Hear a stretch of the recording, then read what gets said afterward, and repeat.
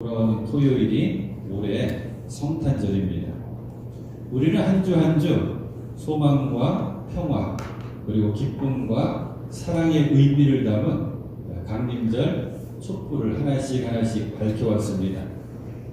오늘 네 번째 주일 맞이해서 사랑의 의미를 담은 촛불의 불을 밝혔습니다. 예수님의 탄생, 성탄의 이야기는 복음서 가운데 놀랍게도 마태복음과 누가복음에만 쓰여져 있습니다. 흥미로운 것은 마태복음에는 주인공이 요셉입니다. 요셉이 꿈을 꾸고 천사의 지시를 받아 움직이고, 마리아는 단지 침묵하면서 예수님을 잉태하는 모습으로 그려져 있습니다. 누가복음은 반대로 마리아에게 꿈뿐만 아니라 현실에서 천사를 보내주시고, 그래서 만나게 해주시고 하나님의 뜻, 하나님의 계시를 직접 듣게 합니다. 요셉은 단지 마리아의 약혼자로서, 정혼한 남자로서만 언급될 뿐 요셉이 하는 일, 요셉의 말들은 기록되어 있지 않습니다. 오늘 우리가 누가복음을 펼쳐 읽었는데, 그래서 누가복음의 시작은 두 여성의 이야기로 시작이 됩니다. 한 명은 세례 요한의 어머니 엘리사벳이고, 또 한 명은 오늘 주인공 마리아가 그것입니다. 두 여인은 친척간이었습니다. 전승에 의하면 이종 사촌간입니다. 엘리사벳의 친정어머니, 마리아의 친정어머니가 자매지간인 거예요. 우리 촌수로 얘기하면 이종 사촌간이거든요. 때문에 세례 요한과 예수님도 친족간이 됩니다. 누가복음에 의하면. 아무튼 이 두 여인이 비슷한 시기, 한 6개월 정도 먼저 엘리사벳이 태중에 아이를 갖습니다. 또 흥미로운 것이 엘리사벳은 나이가 많아져가지고 도저히 아이를 가질 수 없다고 생각하던 상태에서 아기를 갖게 됐고, 또 반대로 마리아는 아직 어렸습니다. 그렇기 때문에 아이를 갖는다고 하는 생각 해볼 수도 없고 할 수도 없는 그런 상황 때문에 말씀을 보게 되면 마리아는 굉장히 놀랬죠. 오늘 본문의 28절과 30절 말씀, 이런 말씀이 있지 않습니까? 무서워하지 말라, 내가 하나님께 은혜를 입었느니라. 보라, 내가 잉태하여 아들을 낳으리니 그 이름을 예수라 하라. 마리아는 이해가 되지 않았습니다. 천사를 통해 주시는 하나님의 계심에도 불구하고 기이하게 여겼습니다. 그래서 이렇게 답을 하죠. 나는 남자를 알지 못하는데 어떻게 이런 일이 있겠습니까? 더구나 요셉과는 정혼한 상태이기 때문에 아이를 가졌다고 하는 사실은 끔찍한 일입니다. 얼마나 무섭고 떨렸겠습니까? 그래서 천사는 계속해서 너의 친척이 되는 엘리사벳도 늙어서 하나님의 은혜와 능력 가운데 아기를 가졌다고 하는 소식을 전해주면서 이런 말씀을 주십니다. 37절 말씀, 하나님께는 불가능한 일이 없다. 지금 마리아는 이제 알게 되었습니다. 내 자신에게 지금 엄청난 일이 벌어지고 있구나. 그래서 이렇게 답을 하죠. 위대한 고백입니다. 38절, 나는 주님의 여종입니다. 당신의 말씀대로 나에게 이루어지기를 바랍니다. 아주 중요하면서 위대한 고백입니다. 당신의 말씀대로 나에게 이루어지기를 바랍니다. 그리고 나서 엘리사벳을 찾아갑니다. 그리고 한동안 함께 지냅니다. 함께 먹고 함께 지내면서 많은 이야기를 나눴겠죠. 점점 변해가는 그런 자신의 몸에 대한 이야기도 나눴을 거고, 출산에 대한 두려움도 함께 이야기 나눴을 거고, 그렇게 서로 의지하고 이야기 나누고 생활하면서 이 두 사람을 알게 됐습니다. 하나님의 특별한 사랑과 구원의 계획이 있구나. 그리고 그 특별한 계획은 부족하고 약간 우리들을 통해서 하나님께서 뭔가 역사를 하시는구나. 이제 엘리사벳은 그 전까지는 숨어 지냈거든요. 당당해졌습니다. 그래서 입술을 벌려서 마리아를 축복합니다. 오늘 우리가 함께 펼쳐 읽은 말씀 본문에 바로 위에 있는 내용인데 42절 한번 보실까요? 42절 엘리사벳이 마리아를 향해서 하는 말입니다. 42절 후반부에 나오죠. 그냥 하는 말이 아니라 엘리사벳이 성령으로 충만해서 큰 소리로 외쳐 말하였다. 마리아 그대는 여자들 가운데에서 복을 받았고 그대의 태중의 아이도 복을 받았습니다. 내 주님의 어머니께서 내게 오시다니 이것이 어찌된 일입니까? 보십시오. 그대의 인사말이 내 귀에 들어왔을 때에 내 태중의 아이가 기뻐서 뛰놀았습니다. 주님께서 하신 말씀이 이루어질 줄을 믿는 여자는 행복합니다. 마리아는 깨달은 거예요. 엘리사벳의 입술을 통해서 나에게 주시는 저 귀한 축복의 말들이 하나님의 계획 가운데 지금 역사하고 있구나. 두려웠던 마음이 이제 사라졌습니다. 그리고 마리아의 입에서도 놀라운 찬양이 시작됩니다. 그게 오늘 본문의 말씀입니다. 오늘 본문의 말씀을 마리아의 찬가라고 이름을 붙이죠. 아주 중요한 기도면서 찬양이기 때문에 이 라틴어 성경으로는 이 마리아의 찬가가 마그니피카트 하고 시작합니다. 찬양하라 이렇게 시작합니다. 교회사에 있어서 아주 중요한 찬양 중에 하나입니다. 가장 아름답다고 사람들을 이야기하고 가장 위대하다고 이야기합니다. 마리아는 깨달은 거거든요. 하나님께서는 나처럼 이렇게 약한 자를 도우시는구나. 지금 나에게 일어난 이 놀라운 일이 나 혼자만을 위한 일이 아니라 나처럼 약하고 비천한 이 땅의 모든 사람들을 위한 일이구나. 하나님께서는 그렇게 나처럼 낮고 천한 사람들을 통해서 위대한 일을 하신다고 고백하고 찬양합니다. 그래서 내용이 이런 것입니다. 내 영혼이 주님을 찬양하며 내 마음이 하나님 내 구주 하나님을 좋아함은 그가 이 여종의 비천함을 보살펴 주셨기 때문입니다. 능하신 이가 큰 일을 내게 행하셨으니 여호와 하나님 그분은 교만한 자들을 흩으시고 비천한 자를 높이시고 굶주리는 사람들 줄인 자들에게 좋은 것으로 배불려 주시고 이 찬양을 쭉 하는 것입니다. 사랑하는 여러분, 이 마리아의 찬가를 우리가 오늘 살펴보면서 마리아가 경험했던 하나님, 그 하나님은 자비하신 하나님이셨거든요. 그 하나님은 우리도 경험할 수 있기를 간절히 소망해 봅니다. 때문에 마리아의 찬가 가운데 우리가 놓치면 안 되는 단어가 자비라고 하는 단어입니다. 자비. 50절 말씀 보실까요? 그의 자비하심은 그를 두려워하는 사람들에게 대대로 있을 것입니다. 54절 그는 자비를 기억하셔서 자기의 종 이스라엘을 도우셨습니다. 55절 그 자비는 아브라함과 그 자손에게 영원토록 있을 것입니다. 자비가 계속 나오죠. 다른 성경 번역본은 요 자비라고 하는 요 대목에 긍휼이라고 되어 있습니다. 긍휼. 그러니까 오늘 우리들은 자비와 긍휼을 알아야 돼요. 자비와 가장 비슷한 단어가 있는데 그게 바로 신앙생활하면서 우리가 가장 많이 쓰는 말 은혜입니다. 은혜가 뭔지 우리가 잘 알아야 되거든요. 제가 뒤에 있을 때마다 말씀드리는데 다시 한번 정리해 드릴게요.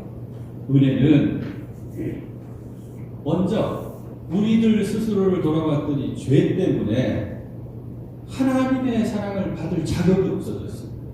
우리는. 근데 그럼에도 불구하고 우리들에게 베풀어 주신 하나님의 사랑을 은혜라고 하는 것입니다. 조금 더 쉽게 정리해 볼게요. 죄 때문에 자격을 잃어버린 나에게 베풀어 주시는 하나님의 사랑. 그래서 그럼에도 불구하고 주시는 사랑이라고 표현하는 거거든요. 근데 자비라고 하는 이 고백은, 이 단어는 은혜보다 조금 더 깊습니다. 자격 없는데 나에게 베풀어 주신 하나님의 사랑이 은혜라고 한다면 자격이 없는 것을 넘어서서 죄의 결과로 비참해져 있는 나에게, 죄의 결과로 비참해져 있는 상태에 있는 나에게 베풀어 주신 하나님의 사랑을 자비라고 표현합니다. 성경. 오늘 저와 여러분들은 마리아가 경험했던 이 하나님의 자비하심을 품을 수 있어야 합니다. 마리아가 아기 예수를 잉태하는 과정에서 스스로 어떻게 느끼고 있었을까? 오늘 마리아 찬가를 통해서 우리는 두 가지 감정을 찾게 됩니다. 첫 번째는 48절에 나옵니다. 48절 보니까 그가 이 여종의 뭐를 보살펴 주셨기 때문이래요? 비천함을 보살펴 주셨기 때문에. 비천함. 50절 아까 읽었던 말씀이지만 그의 자비하심은 그를 어떻게 하는 사람들에게, 두려워하는 사람들에게 대대로 있을 것입니다. 그러니까 지금 마리아는 두 가지 감정을 갖고 있는 거예요. 나는 비천합니다. 두 번째는 두렵다. 그러니까 마리아는 몹시도 두려워하는 비천한 여종의 모습으로 하나님 앞에 지금 있는 것입니다. 이유가 있습니다. 왜 비천하다고 했는지, 왜 두렵다고 했는지. 먼저는 마리아가 살고 있는 이 지역은 우리가 잘 아는 나사렛입니다. 이스라엘 전체에서 가장 사람들이 살고 싶어하고 가고 싶어하고 추앙에 맞이하는 도시는 뭐라 그래도 예루살렘이죠. 정반대로 이스라엘 사람들이 상대적으로 이렇게 낮춰보고 그리고 멸시하던 마을들이 있었는데 그 중에 대표적인 마을이 나사렛입니다. 또 우리가 예수님을 표현할 때, 호칭할 때 나사렛 예수 그러잖아요. 복음서를 보게 되면 사람들이 예수님에게 나사렛 사람이다, 또 나사렛 예수다라고 하는 것은 어떤 감정이 담겨 있냐면 무시하는 감정이 담겨 있습니다. 아무것도 아닌 동네 나사렛 출신의 사람이라면서 이 뜻이 담겨 있는 거예요.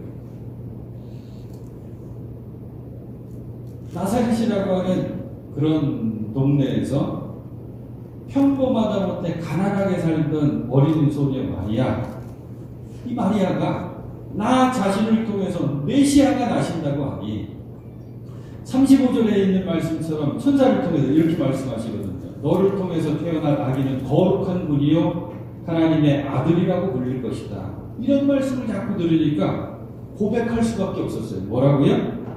주님, 나는 비천한 여종입니다. 그런데 어떻게 주님께서 나를 쓰시겠다고 하시니까? 두 번째는 두려웠어요. 마리아. 그냥 두려운 게 아니라 몹시도 두려웠습니다.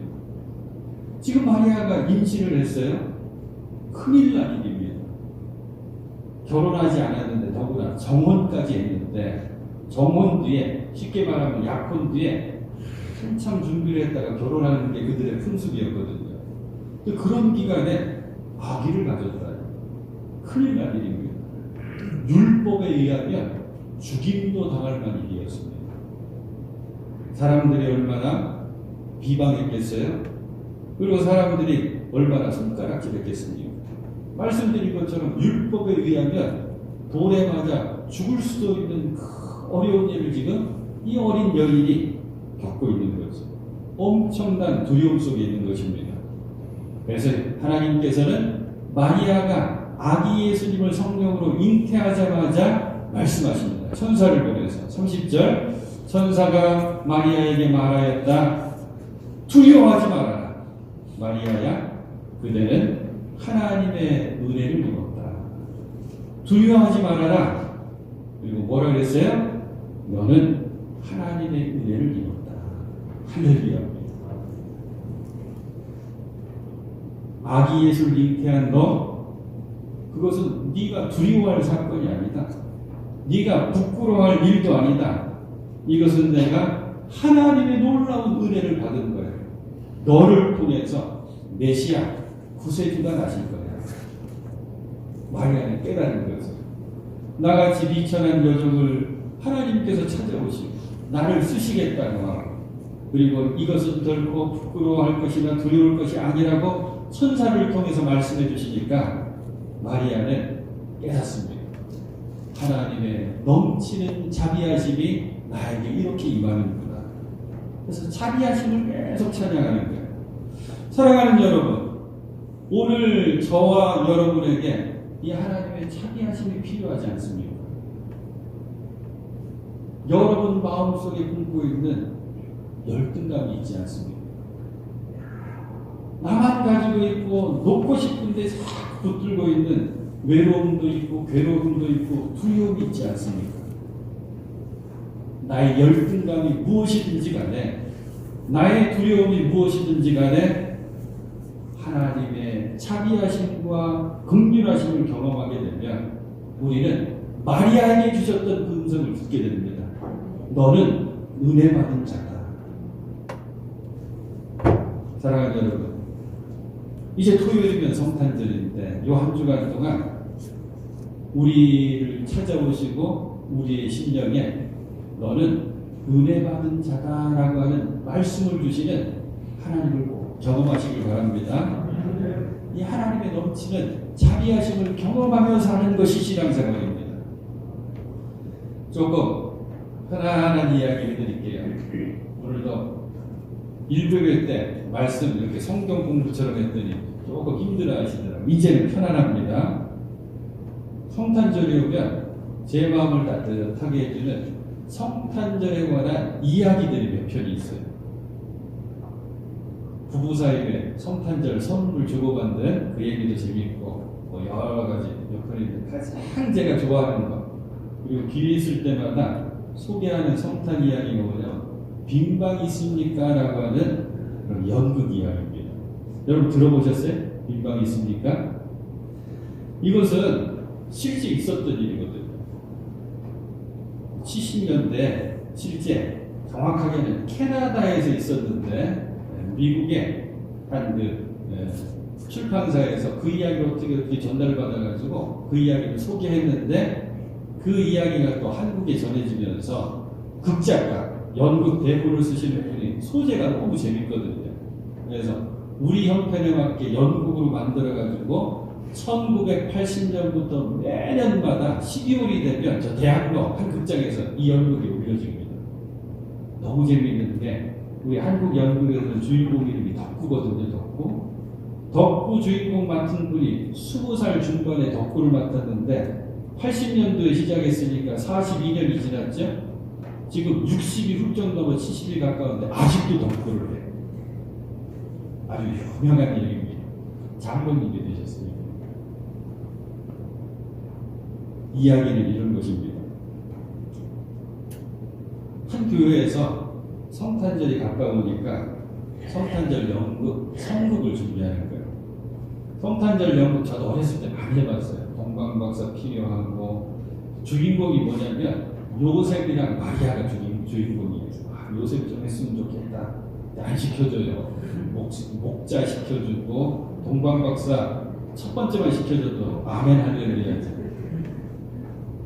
그런데 이 교회에 덕구라고 하는 아이가 있었어요.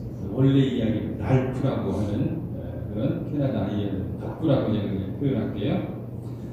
덕구가 있었는데 이 덕구도 연극을 너무 하고 싶어하는 거예요.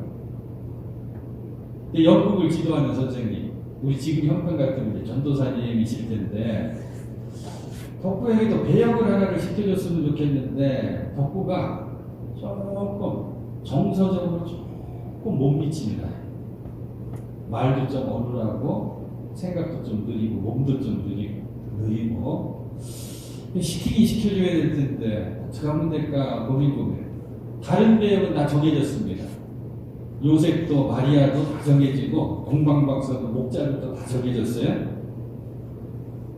이분한테 좋은 아이디어가 생각나요. 덕구한테 딱 맞는 배역이 하나 있다. 베들레헴의 여관주인 시키면 되겠다. 그럼 여관주인이 하는 대사는 딱 한마디만 하면 돼요. 빈방 있습니까? 하고 요셉이 문 두드리면서 물어볼 때 빈방 없습니다. 요거만 하면 돼요. 빈방 없습니다. 요거만 하면 되니까 그렇게 하면 되겠다. 연습을 했습니다. 아이들이 뭐 신나게 연습하는 거예요. 재밌게. 그러면서 서로 이제 약속을 했어요. 덕구야, 너의 대사는 빈방 있습니까? 물어보면 빈방 없습니까? 대답을 했는데 너 너무 잘하고 있으니까 이렇게 하고 해보자.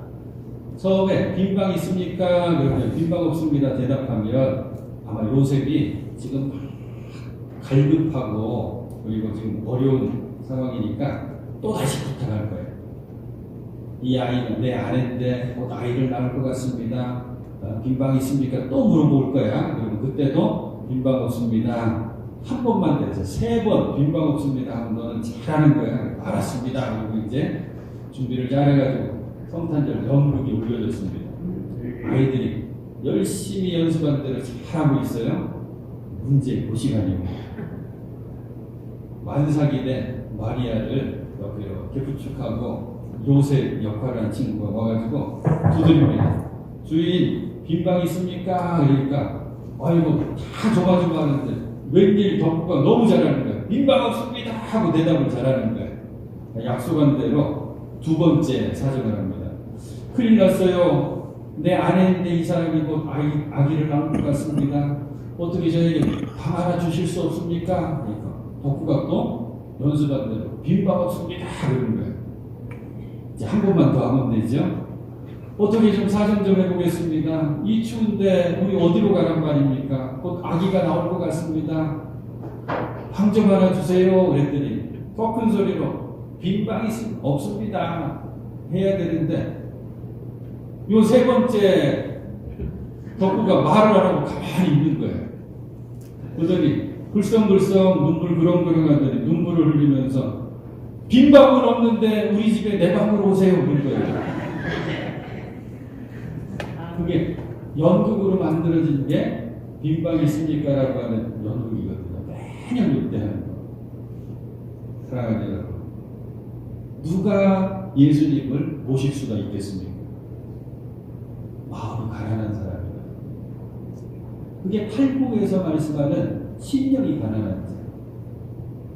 그저 하나님의 은혜를 사모하고 그 넘치는 자비하심을 경험하면서 나 주님과 함께하고 싶습니다. 나 주님의 삶을 따라 살겠습니다. 그런 사람들에게 주님을 모시는 것입니다. 사랑하는 여러분, 오늘 한번 생각해 보십시오. 저와 여러분들을 택하여 주시고 자비하심으로 함께해 주시는 그 하나님의 은혜를 생각해 보십시오. 저와 여러분들의 신앙생활의 출발이 어땠습니까? 어떻게 예수를 믿기 시작하셨습니까? 생각해 보면 은혜입니다. 저는 부모님이 다 예수 믿어가지고 나면서부터 예수 믿었는데요. 저도 그렇거든요. 그런데 그거만큼 은혜가 어디 있습니까?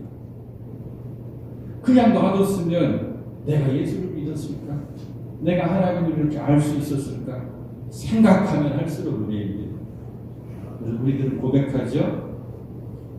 에베소서 2장 8절의 말씀 붙들고 고백합니다. 2022년도에 우리 교회 주신 말씀이라고 저는 믿으면서 표로 삼았는데, 여러분은 믿음을 통하여 은혜로 구원을 얻었습니다. 이것은 여러분에게서 난 것이 아니라 하나님의 선물입니다. 가장 중요한 말씀, 믿음을 통하여 은혜로 구원을 받았습니다. 그 놀라운 것은 에베소서 2장 8절 앞에 있는 2장 4절에는 이런 말씀이 있습니다. 하나님은 자비가 넘치는 분이셔서 우리를 사랑하신 그 크신 사랑으로 말미암아. 하나님은 뭐가 넘치신데요? 자비가 넘치시는 분이셔서 우리를 그토록 사랑해 주신다. 그 사랑 때문에 우리는 믿음을 얻었고 그 믿음을 통해서 은혜로 우리를 구원받는 거죠. 사랑하는 여러분, 몹시도 두려웠을 마리아를 넘치는 그 자비하심으로 품어주셨던 주님께서 약하디 약한 우리들을 그 넘치는 자비하심으로 이 시간 품어주실 줄로 믿습니다. 소망과 평화 그리고 기쁨과 사랑으로 우리 곁에 오신 주님을 모실 수 있는 여러분 마음의 방, 심령의 방을 잘 준비하시는 여러분 되시길 바랍니다. 그리고 고백하십시오. 주님, 내게 오시옵소서. 나 주님과 함께 하겠습니다. 이렇게 고백하시면서 주님과 늘 동행하시는 여러분 되실 수 있기를 우리 주님의 이름으로 축원해 드립니다.